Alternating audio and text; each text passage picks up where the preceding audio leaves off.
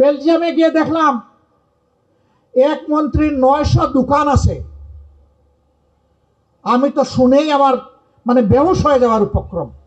আমি বললাম যে ওই মার্কেটটা আমাকে নিয়ে যাও। বললো এক মার্কেটে না, অনেকগুলা মার্কেটে। এরা কোথাকার জমিদার? এরা জনগণের টাকা চুরি করে ওখানে নিয়ে দোকান কিনেছে। আসসালামু আলাইকুম রহমতুল্লাহ। বিভিন্ন ধর্মের সমবেত ভাই বোনদের প্রতি শুভেচ্ছা। আলহামদুলিল্লাহ রব্বিল আলামিন ওয়াসসালাতু ওয়াসসালামু আলা রাসূলিহিল কারীম ওয়া আলা আলিহি ওয়া সাহবিহি ওয়া আহলি বাইতি আজমাইন। ঢাকা বিশ্ববিদ্যালয় ইসলামী ছাত্র শিবির কর্তৃক আয়োজিত 3 দিন ব্যাপী রক্তে লেখা জুলাই বা রক্তাক্ত জুলাই, রক্তের অক্ষরে জুলাই আমরা যে নামেই বলি, আয়োজনের সমাপনী দিবসে আজকের এই সভার বিশ্ববিদ্যালয়ের সভাপতি উপস্থিত আছেন, ইসলামী ছাত্র শিবিরের কেন্দ্রীয় সভাপতি, বাংলাদেশ জামাতে ইসলামীর সেক্রেটারি জেনারেল সহ উপস্থিত নেতৃবৃন্দ, বিশ্ববিদ্যালয় পরিবারের সম্মানিত সদস্যবৃন্দ, সুধীমণ্ডলী, সাংবাদিক বন্ধুগণ, আমি প্রথমেই কৃতজ্ঞতা জানাচ্ছি এমন একটি চমৎকার আয়োজনে ইসলামী ছাত্র শিবির আমাদেরকে দাওয়াত দিয়ে সম্মানিত করেছে। এই জন্য তাদেরকে অভিনন্দন জ্ঞাপন করছি। আমি গভীর শ্রদ্ধার সাথে স্মরণ করছি এবং দোয়া করছি 2006 সালের 28 অক্টোবর লগিবুইটার তাণ্ডব, 2009 সালের ফেব্রুয়ারির 25 এবং 26 তারিখ পিলখানা হত্যাকাণ্ড, 2013 সালের 5ই মে শাপলা চত্বরের হত্যাকাণ্ড, 2009 থেকে শুরু করে 16 সাল পর্যন্ত বাংলাদেশ জামাতে ইসলামীর শীর্ষ নেতৃবৃন্দকে মিথ্যা মামলায় ফাঁসিয়ে দুনিয়া থেকে বিদায় করা, পদে পদে এই ধরনের যতগুলা হত্যাযজ্ঞ অনুষ্ঠিত হয়েছে, যাদেরকে খুন করা হয়েছে, যাদেরকে গুম করা হয়েছে, এখন পর্যন্ত গুমের শিকার যে সমস্ত ব্যক্তি তাদের আপনজনদের বুকে ফিরে আসেননি, তাদেরকে আমি বিশেষভাবে শ্রদ্ধার সাথে স্মরণ করছি। একান্তভাবে স্মরণ করছি জুলাইয়ের 1 তারিখ থেকে শুরু করে আগস্টের 5 তারিখ অর্থাৎ 36 জুলাই পর্যন্ত বুক চিতিয়ে লড়াই করে যারা ফেসিবাদকে বিদায় করে বাংলাদেশের মানুষকে মুক্তি দিয়েছেন, তাদের সকলকে গভীর শ্রদ্ধায় স্মরণ করছি। 6-এর 28 অক্টোবর থেকে শুরু করে 24-এর 5 আগস্ট পর্যন্ত যারাই খুন হয়েছেন, মহান আল্লাহ তাআলার দরবারে দোয়া করি আল্লাহ তাদেরকে শহীদ হিসাবে কবুল করুন।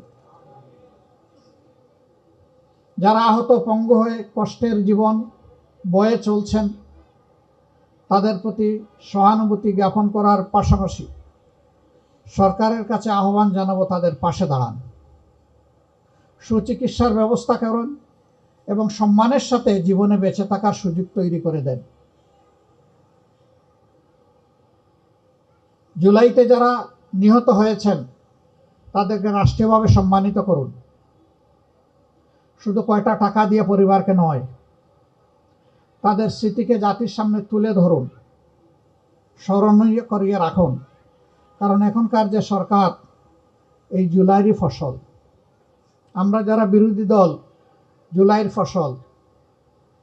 কিন্তু আফসোস, অনেকেই উপকার ভুলে যান, স্মরণ থাকে না। জুলাইকে নিয়ে অনেকে তুচ্ছ-তাচ্ছিল্য করছেন, আমি বলবো তারা ছোট লোক। তাদের আত্মসম্মান বোধ থাকলে জুলাইকে নিয়ে তুচ্ছ-তাচ্ছিল্য করার কোনো সুযোগ নেই। জুলাইয়ের আগে বাংলাদেশটা কেমন ছিল, আজকের এই আঙ্গিনাটা যেমন, জুলাইয়ের আগে বাংলাদেশটাই তেমন ছিল। ছোপ ছোপ রক্ত আর খাড়ি খাড়ি লাশে ভরা ছিল বাংলাদেশ। অসংখ্য মায়ের বুক খালি করা হয়েছে, মা বাবার সামনে থেকে ঝাপটা দিয়ে তাদের তরচাদা সন্তানকে তুলে নেওয়া হয়েছে, সেই সন্তান আর মা বাবার কাছে জীবিত ফিরে আসে নাই। কারো লাশ ফিরে এসেছে, আর কারো লাশের অপেক্ষায় এখনো তাদের মা বাবা আছে। তারা এতটুকু সান্ত্বনা পেতে পারতেন যে আমার সন্তানের লাশটা অমুক জায়গায় আছে, তাও তারা জানেন না। এই স্মৃতিগুলো যারা ভুলে যায়, মানুষের এই ত্যাগ এবং অবদানকে যারা ভুলে যায়, মানবতার খাতায় তাদের নাম থাকা উচিত নয়।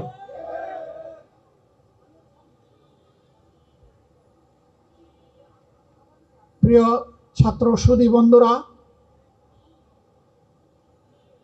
55টি বৎসর এক এক করে কেটে গেল স্বাধীনতার পর, এখনো আমরা হামাগুড়ি দিচ্ছি।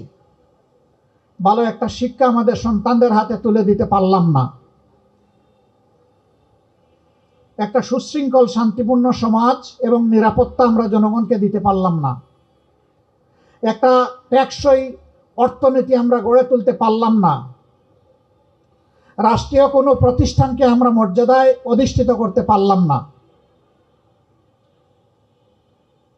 গরিব দুঃখী মেহনতি মানুষের কপালের ঘামের ফুটা আমরা দূর করতে পারলাম না। হাহাকার ক্লিষ্ট শ্রমিক সমাজের ন্যায্য পাওনাটা আমরা নিশ্চিত করতে পারলাম না। তাহলে আমরা পারলামটা কি? আমরা পেরেছি কানাডায় বেগমপাড়া গড়ে তুলতে পেরেছি। আমরা পেরেছি একদল লোক বাংলাদেশের অর্থ সম্পদ লুট করে সিঙ্গাপুরে বহুতল ভবন গড়ে তুলতে পেরেছে। এই টাকা দুবাইতে ট্রান্সফার করা হয়েছে, চিলিতে ট্রান্সফার করা হয়েছে। ব্রিটেনে এক মন্ত্রী শুধু 750 বাড়ি। কত বড় জমিদার! সব বাংলাদেশের জনগণের চুরি করা টাকা। বেলজিয়ামে গিয়ে দেখলাম এক মন্ত্রীর 900 দোকান আছে। আমি তো শুনেই আমার বেহুশ হয়ে যাওয়ার উপক্রম। আমি বললাম যে ওই মার্কেটটায় আমাকে নিয়ে যাও। বললো এক মার্কেটে না, অনেকগুলা মার্কেটে। এরা কোথাকার জমিদার? এরা জনগণের টাকা চুরি করে ওখানে নিয়ে দোকান কিনেছে। জুলাইয়ের স্লোগান ছিল উই ওয়ান্ট জাস্টিস। আমরা বৈষম্য চাই না, আমরা ন্যায় বিচার চাই। ন্যায় বিচারের জন্য বিচার বিভাগটা স্বাধীন হবে। এই সরকার হওয়ার আগে, নির্বাচন হওয়ার আগে সবাই চিৎকার দিলাম, বর্তমান সরকারি দল বলল, আমরা বললাম। এখন নির্বাচন হয়েছে, এখন আর সরকারি দল স্বাধীন বিচার বিভাগ চায় না, স্বাধীন দুর্নীতি দমন কমিশন চায় না, স্বাধীন মানবাধিকার কমিশন চায় না, শক্তিশালী গুম কমিশন চায় না, স্বাধীন নির্বাচন কমিশন চায় না। আগের ফেসিবাদীর আলোকেই তারা সবকিছু রাখতে চায়। এই জন্যই তারা গণভোটের গণরায়ও মানতে চান না। আমরা পরিষ্কার বলে দিচ্ছি, এ রায় বাস্তবায়ন বাংলার জমিনে হবে ইনশাআল্লাহ। জনগণকে অপমান করার সুযোগ কাউকে দেওয়া হবে না।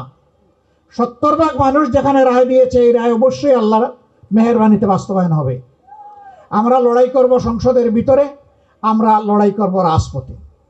দাবি যদি সংসদে আদায় হয় আলহামদুলিল্লাহ, যদি না হয় তাহলে রাজপথেই লড়াই করে, আন্দোলন করে সেই দাবি আদায়ে বাধ্য করা হবে।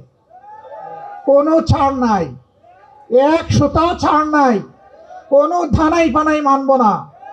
অনেক লোভ টোপ আমাদেরকে দেওয়া হয়েছে, সবগুলো আমরা ঘৃণা করে প্রত্যাখ্যান করেছি।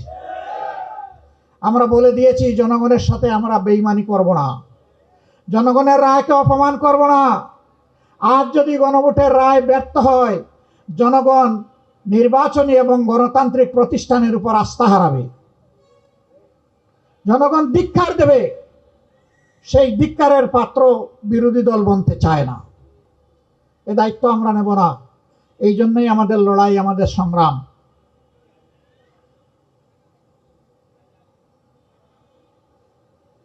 এখন অনেকেই বিভিন্ন ধরনের কথা বলেন স্বৈরশাসকের ভাষায়, তাদের চেলা চামুন্ডরা কথা বলে, বট বাহিনীরা মানুষের ইজ্জত নিয়ে খেলা করে।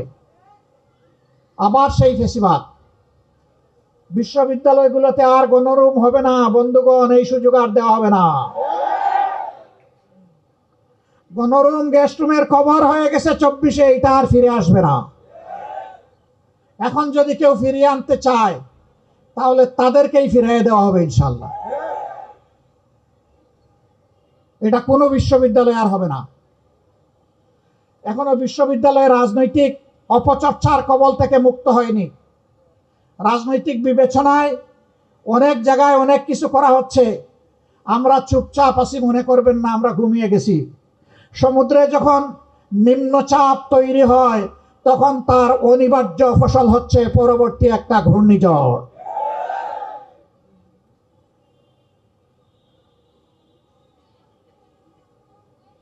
বন্ধুগণ, আবারও কথা দিতে আসছি, জনগণের স্বার্থের সাথে কোনো আপোষ হবে না,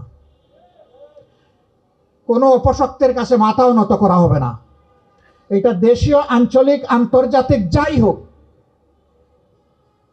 ইনশাল্লাহ যুবকদের প্রত্যাশার আকাঙ্ক্ষার বাংলাদেশ গড়ে দেওয়ার জন্য আমাদের বাকি জীবনকে আমরা উজাড় করে দেব। আবার যুবক হয়ে লড়াইও করব যুবকদের সাথে ইনশাল্লাহ। যুবকদের হাত ধরে, যুবকদের সাথে থেকে, যুবকদের সম্মুখভাগে থেকে মুক্তির আন্দোলন চলবে ইনশাআল্লাহ। এই আন্দোলন কেউ বন্ধ করতে পারবে না। আজকে এই ওয়াদা, এই অঙ্গীকার আরেকবার করে গেলাম প্রাচ্যের অক্সফোর্ড খ্যাত ঢাকা বিশ্ববিদ্যালয়ের বুকে দাঁড়িয়ে। আল্লাহ তাআলা এই ওয়াদা পালনের তৌফিক আমাদেরকে দান করুন। এই আয়োজনের জন্য আবারও মোবারকবাদ জানিয়ে আল্লাহ হাফিজ। বাংলাদেশ জিন্দাবাদ, ফেসিবাদ নিপাত যাক। আসসালামু আলাইকুম ওয়া রাহমাতুল্লাহ। change tv.press, এক ফোঁটা হলুদ নেই।